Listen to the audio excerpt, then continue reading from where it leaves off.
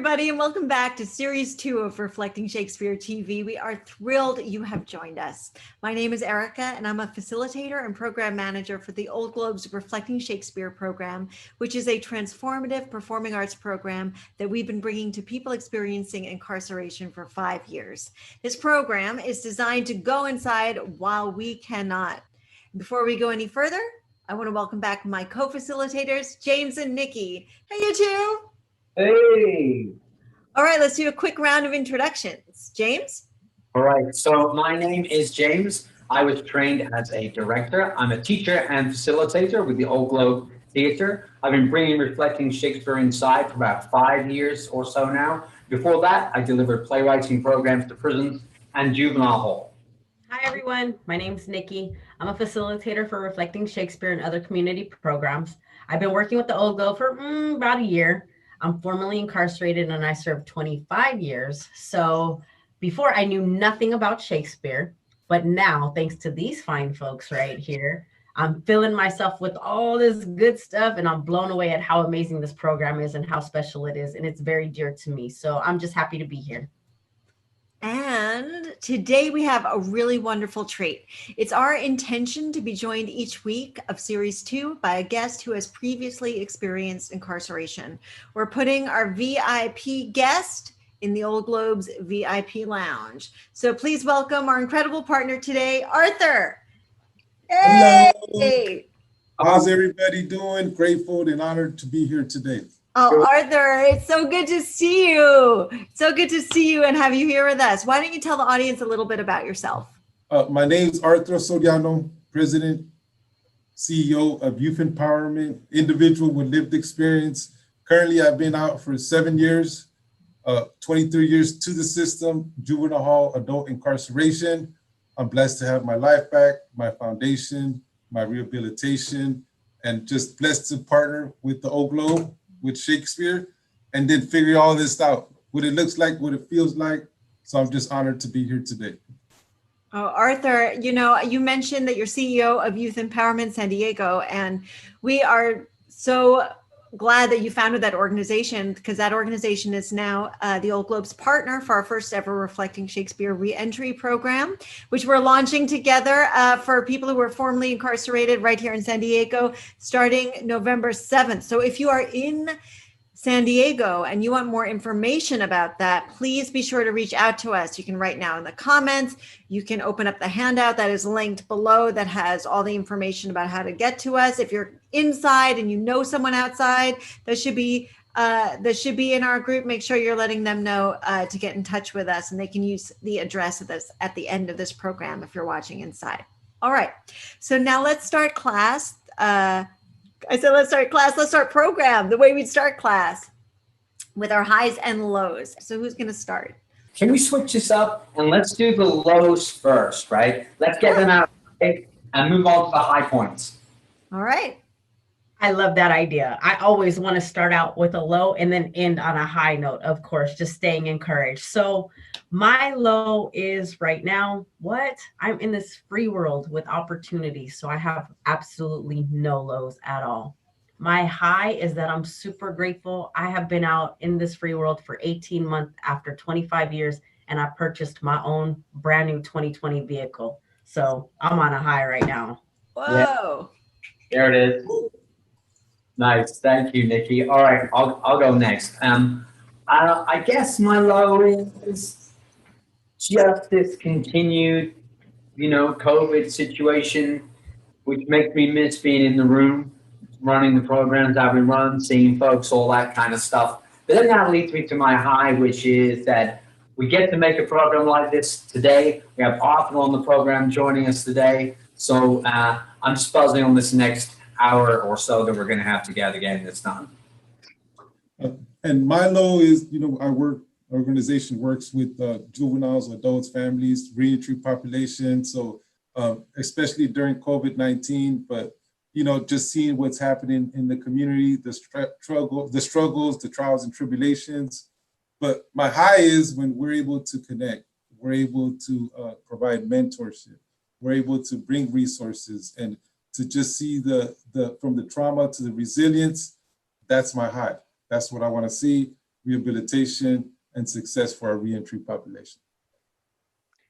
All right. Well, I'll share that my low is I had a nice visit with my dad planned this weekend, but I was feeling under the weather. It was really not well enough seemed, so I had to cancel that. So hopefully I'll see him next week. And my high is that the Old Globe's new programs for juveniles are starting up. We're going to have 2 classes in the halls, 1 class in community. And for you watching, what were your highs and lows, or we should say lows and highs for this week? You can pop them there in the comments if you're watching on social media, or if you're inside, you can start jotting down that journaling for the week. And so let's go on to how we do class with a warm-up game. What can we do while we're all in these separate boxes here? You know what? Even though we're separate, we can still connect. We can still be together, right? And that's one of the things that I think theater art's going to allow us to do. So we're going to play a round of a game which is called Sound and Gesture Whoosh. And it goes like this. I'm going to make a sound and a gesture, so a movement of some kind. And then very quickly, we're going to send it around these boom boxes like dominoes. And then it'll come back to me, and I'll bookend it by doing my movement one more time. The idea is to repeat exactly what I do. Now, when we're in a circling class, it's easy to know who's next, but I think for this version, we're going to need to make it order. So I'll go, then Niki, then Arthur, then Erika, then the folks watching, and then me again. When it's the turn for the folks who are tuning in, let's all point to the camera so that you guys know that it's your turn. We don't want to slow down the energy to have to break things up and say anything. All right, remember, it's playful. We're all just having a good time with this experiment. Okay, here goes. Whoa. Whoa. Whoa. Whoa. Whoa. Woo! Woo. Woo! Woo! Woo! I like that. Woo! Woo! Woo. Going, going, going, going, going. Going, going, going, going, going. Going, going, going, going, going. Going, going, going, going, going, going. Going, going, going, going, going. All right, well played, everyone. Nice. Thank you, everyone. So We did good. this is that we're always trying to accept everyone's energy and the offerings they bring as they are. We want to open up a space where we can be safe. And even though some of these activities I know can feel a little awkward at first, we're always working on being playful with each other. And that then helps us be creative, take chances, and maybe can just help us put aside some of the day-to-day stuff just for a while, right? Oh, for sure. I really appreciate this exercise. I was also able to do this like while I was on the inside, and it just always brought connectivity and positive energy, right? And now that we're out here and with all of this stuff that's going on, like feeling connected and some positive energy is so important. It's like desperately needed right now. So thank you, James, for connecting us with this warm-up exercise. It was dope. Hey, you're welcome. Thank you. Thank you, Niki. I'm blown away with the energy. We use this for icebreakers before we facilitate group. We're channeling energy. We're giving each other energy. And then we're identifying and building relationships with personalities, right? Like different hearts, woo, right? We're just building relationships. So really excited about this icebreaker. All right. Well, now that we've warmed up our sense of play, let's get to work. We've organized things a little bit differently this series, and we're really excited about it. As I mentioned last week, we are organizing and structuring our discussion with the Shakespeare and our journaling around a pathway of social emotional growth and what? Healing, right? It may be a little tough at first, but it will end in a place of forgiveness and possibility. Thank you, Niki. So the Shakespeare play we're using to explore this is one of the later ones that Shakespeare wrote. It's called The Winter's Tale. And last week we saw an early scene. In the kingdom of Sicilia, King Leontes and his heavily pregnant wife, Queen Hermione, were hosting a visit from Leontes' childhood friend, King Polixenes of Bohemia. All seemed to be going well until Leontes asked Hermione to help convince Polixenes to stay a little longer. The visit has already been going for 9 months, and Polixenes wants to go home. Hermione puts on the charm, and Polixenes agrees to stay. The problem is, Hermione seems a little too charming and a little too comfortable with Polixenes, and Leontes is suddenly flooded by painful doubts about his wife's fidelity. He starts to believe that his wife and his best friend are having an affair. Man, and relationships can be the biggest trigger for painful emotions, right? This is one dynamic where I have seen folks just temporarily, like literally lose their minds. And on a lighter scale, just even lose their composure, right? And it's usually due to those deep-rooted insecurities. So, Arthur, do you know this play? I do. I visited this play for the very first time, The Winter's Tale. I went with my wife at the Oak Globe in Balboa Park, and it was an exhilarating experience. At first, I didn't know what I was getting myself into. I went inside the theater, individuals acting. I could feel the drama, the passion, the feelings, the love, the jealousy, the envy, the connection. In the middle of the play, me and my wife looked at each other and we were like, wow, this was amazing. So I had a firsthand experience and it really touched my soul. So really grateful for getting the free tickets to go see the play. Even just hearing that setup, like knowing our community in particular, like what's going through your mind? Well, I went with my wife. So it was like what we talked about when we broke down the play was the dynamics of a relationship, all the feelings that go into the relationship, the pain, the anguish, the love, the jealousy. All right. Arthur, what could be a better introduction to getting into this? Come on, that's just awesome. Let's dive in. I can already feel the drama coming, right? So let's go ahead and get a gander into this whole madness of what's getting ready to happen. Queen Hermione of Sicilia and Polixenes of Bohemia, they leave the party and they go for a stroll. Leontes calls over Camillo. Camillo is a character we haven't met yet, and Camillo is Leontes' servant. And he's close to Camillo. He seems to be kind of like his right-hand man. Leontes calls over Camillo to let him know that Polixenes will be staying longer, but Camillo's response adds to Leontes' growing doubts. Hey, Niki, why don't you read Camillo, and James, why don't you read Leontes? You good with that? Yeah, sure. Why not? All right, here we go. Camillo. Ay, my good Lord. Camillo. This great sir will yet stay longer. You had much ado to his anchor hold. It's noted. He would not stay at your petition, made his business more material. It proceeded. They're already whispering, Cecilia is a so forth. How came it, Camillo, that he did stay? At the good queen's entreaty. At the good queen's, be it. Do you others understand this as well? Say. Most understand Bohemia stays here longer. Stays here longer. All right, but why? To satisfy your highness and the entreaties of our most gracious mistress. Satisfy the entreaties of your mistress?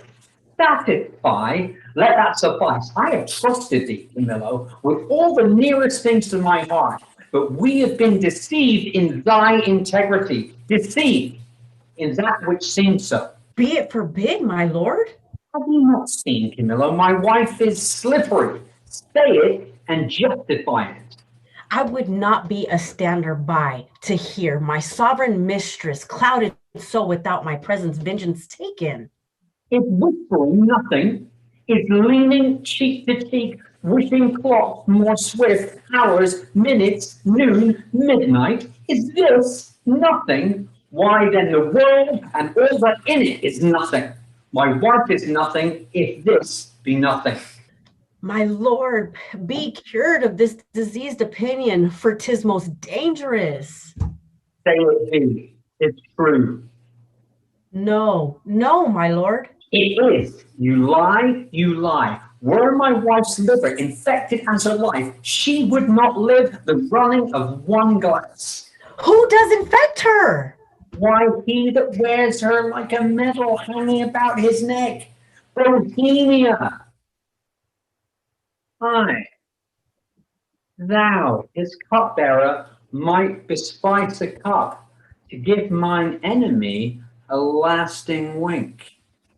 Sir, I cannot believe. I think I'm so muddy, so unsettled, to give scandal to my son, who I do think is mine and love as mine, without right moving to it. Would I do this? I must believe you, sir. I do, and will fetch off Bohemia for it, provided that when he's removed, your highness will take again your queen as yours at first. I'll give no blemish to her honor, none. Do it, and thou hast the one half of my heart. Do it not, and thou splittest thy own. I'll do it, my lord. I will go and seem friendly. Yay! Awesome. Awesome. All right. Okay. So what do you get from that? What happened? What do we think? Amazing. There's this king connected to this servant. Different emotions going through his head, his body, his soul, trying to force him to feel what he's feeling and getting done what he wants to get done. Mm-hmm. There's passion and energy that needs to be resolved. So, and I see it looking at it from this lens, it's like understanding the relationship component of it, and all just temporary allowing yourself, right, to just spiral out of control because this relationship, even losing your mind and letting that like permeate inside of you, and how he wants to just convince people of his irrational beliefs, so much so that he wants somebody to do something that is just, I mean, immoral. He wants him to go commit murder, right? Totally. And I like what you're saying about his irrational beliefs, because, you know, I think that's obviously so striking that Leontes is passionate about it. But one of my favorite moments of this scene in terms of, I guess, the intriguing psychology of it is that Camille is looking at him going, what are you talking about? You're wrong. You're wrong. And then that moment of turnaround when Camilla just says, yeah, I have to believe you. Okay. Yeah. And it's like, what is that thing that occurs? Like, it does occur in conversations when there's just no winning it, right? Niki, I don't know if you have a word from that from your work about, because then he to me it looks like he's just ending the conversation. He just gets really passive with it. It's like you can't, it's like trying to have somebody understand rational perspective when they're just in an irrational rant or moment, and you just get passive with it. You surrender basically, and you succumb to what it is that's happening. And right. We had a conversation about this where you were talking about pacifying someone who is just, you know, being irrational. And I thought that that's such an interesting strategy. And I love that Shakespeare's doing that, you know, hundreds of years ago.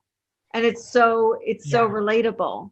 James, what are you thinking about with this scene? This, for me, this starts off this moment, and it's something that starts to reoccur like a motif in this moment of the play and moves forward. And that is in this scene that Leontes has what we're framing in this moment as, he has like a diseased opinion that he is just right.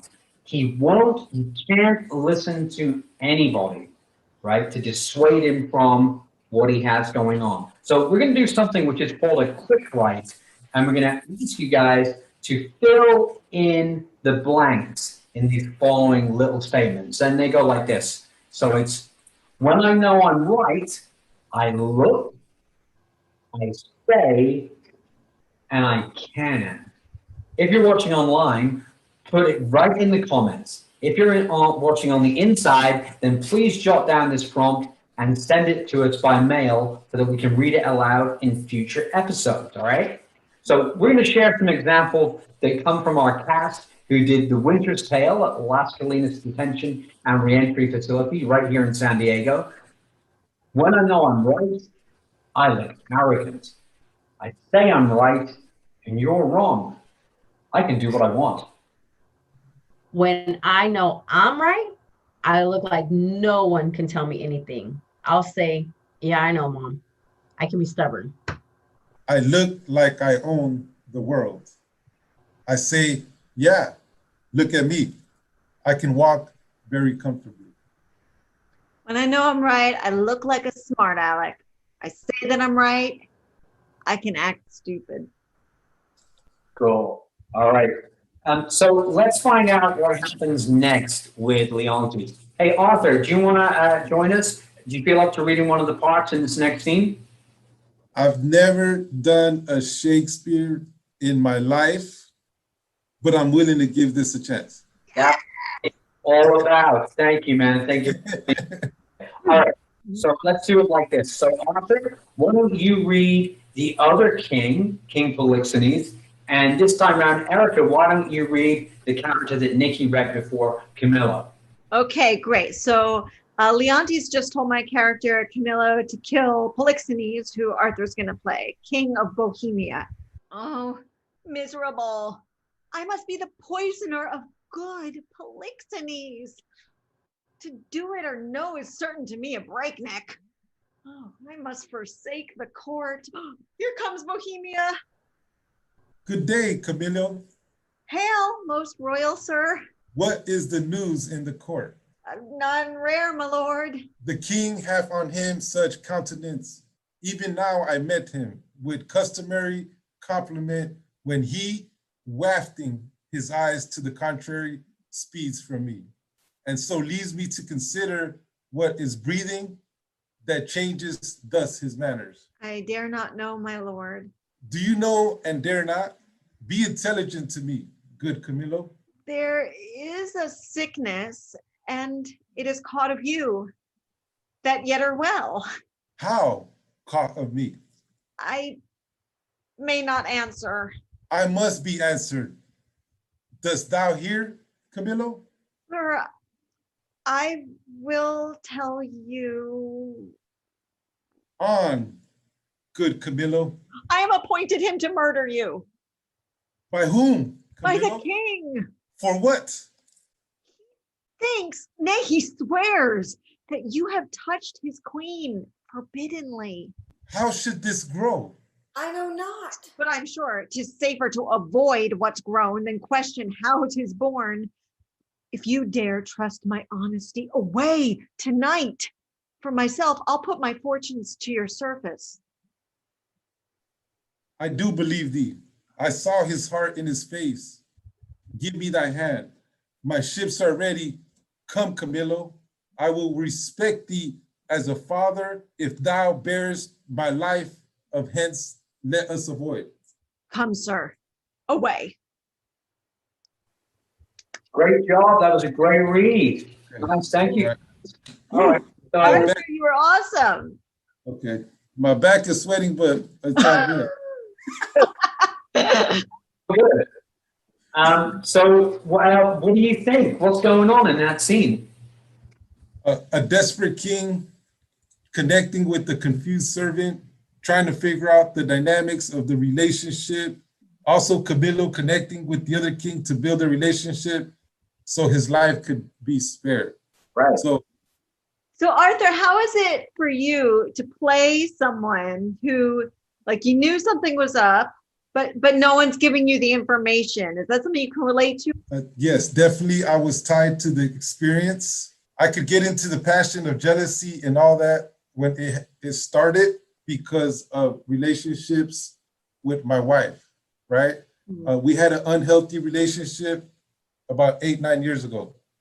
And then so what we did is we reinvented a healthy relationship of connecting. So it was a whole new reinvestment. So the dynamics of the servant, the kings, the two kings are examples, the jealousy, the passion, the love, the connection. So in our Hidden Treasures book that we put together, it explains that. And I know that that's flowing around in different prisons. So I just wanted to share that and how it's been a part of my life.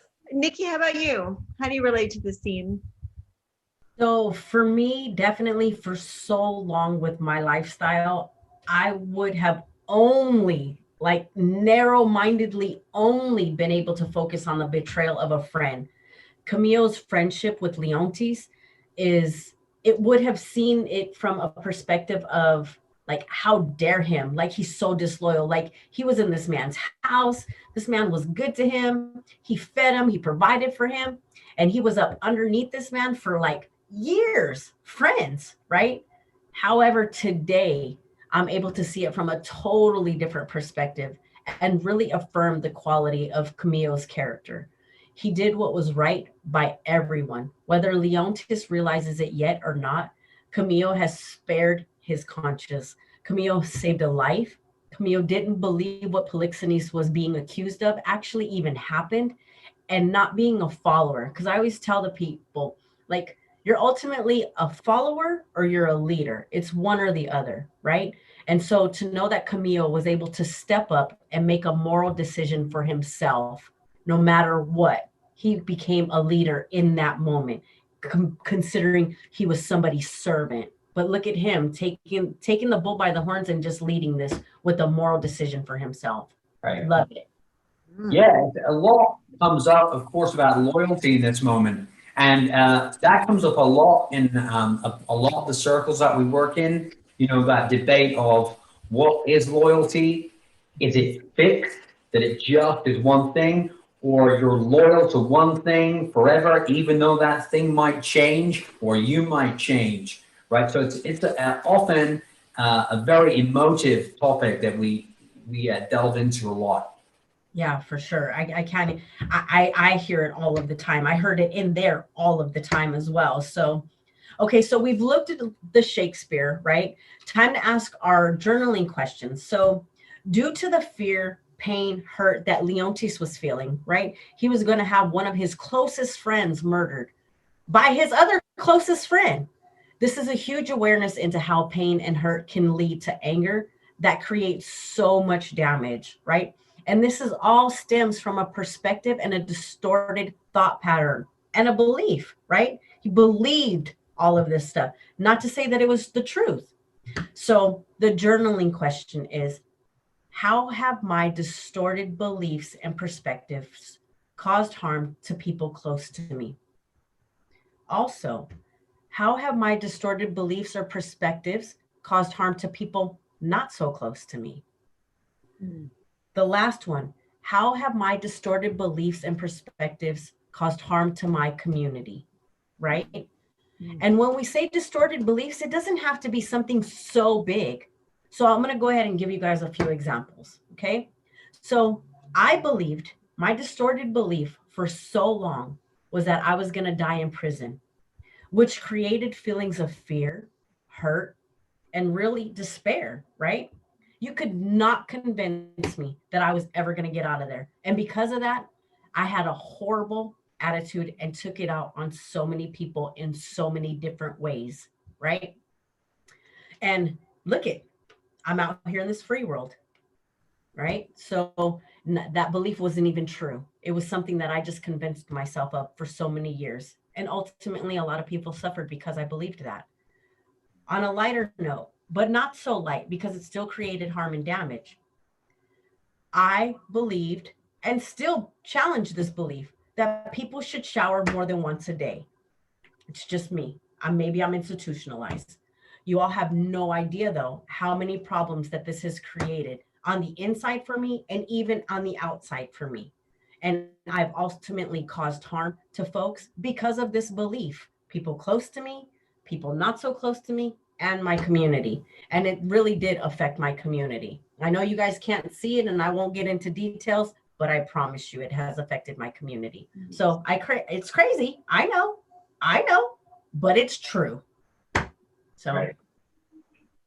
When I think about this distorted beliefs, and you're sharing such beautiful personal things. And I think about dynamics in my own family where someone's maybe been aggressive to me, but they've changed now, but I always approach the situations now like they're still being aggressive to me. And so that opinion has undermined relationships.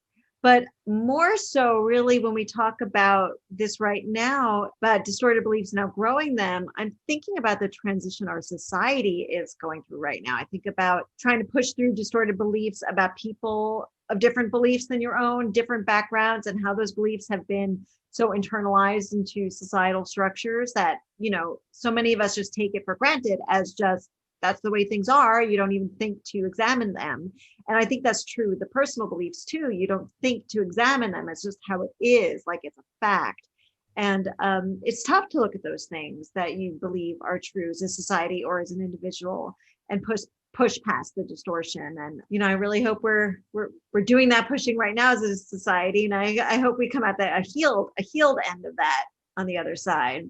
Thank you, Erika. And this is an important topic. Like we're all brought up with values, core beliefs, different perspectives that we believe in, that we grew up as a kid. That for myself, that way of believing and that core belief led me to juvenile hall, incarceration, and I lived that life most of my life with a distorted belief. And once I was able to identify by criminal addictive thinking of how I think, how I operate. Before I used to blame the system, right?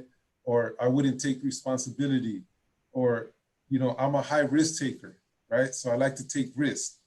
But now that I'm living life on life terms, Niki and I are great examples of, being in prison, resolving our trauma, becoming resilient, and being productive members of the community, right? So we worked on our beliefs. Sometimes you got to just do a whole brain shake, right? And get new core beliefs and new values and things that you believe in currently. So yes, once I was able to work on my distorted beliefs and trust and believe, they're going to come back, even if you worked on them. Mm-hmm. So once they come back, at least you've been able to identify them. When they come back, they come in one ear, they come to the brain, and they just come back out. Because now you have all the resources and all the programming that you need to be rehabilitated and to become a productive member of the community. Arthur, I so appreciate your joining us. I'm just sitting here so grateful and thankful. And I'm really looking forward to our partnership on the reentry program. I'm just gonna sit back and watch the magic happen is what I feel like is gonna happen. I want to encourage everyone watching, no matter your background, no matter what situation you're in, this COVID situation has many of us out here on the free world feeling much more isolated than we were before. And this is an opportunity really to connect. So whether you're inside and you're going to look for that address at the end of the program that's going to flash up, if you're outside and you can click that handout that shows you how to send in your writing to us, please do. We would love to be sharing some of these thoughts as the episodes unfold of this series. But for now, that is the end of this episode, everyone. Yay, that was so awesome. Yay. Exciting. All right, well, let's end our program the way we end class, with a one-word checkout, one word describing how you feel right now. Don't think about it too much. Go, Niki. Stoked. Grateful. Arthur. Oh, hella. And I'm Erika. buzzing. I'm buzzing is how I'm feeling right now. All right. And everybody watching, how you feeling? Great. Cool. Love it. All right. So right now, we're going to go ahead and do our count out as we do. I'm going to say 1, 2, 3. We're going to clap on that fourth beat in sync on time and smash it like we always do. Ready? 1, 2, 3. Perfect. All right. Amazing. All right. We'll see everybody next week. Thank you, Arthur. No, thank you. Blessings. Resilience, baby. All right. I'm just popping back here because Arthur mentioned his book, Hidden Treasures. It's a really important firsthand account of lived experience. It's available on Amazon. Arthur, anything else you want to say about it?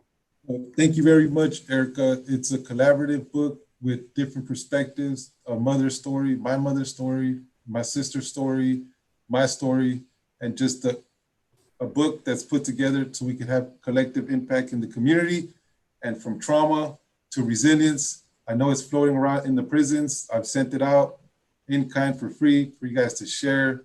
A lot of great questions, reflection, and connect with us when you come out. That's the most important thing. We want to help rehabilitate, provide services that's going to make you a productive member of the community. So thank you very much. Awesome. Check it out. We'll make sure that Youth Empowerment San Diego is linked in our online edition of this program. All right. Okay. All right, See everyone next week. Okay. Thank you. Okay, bye.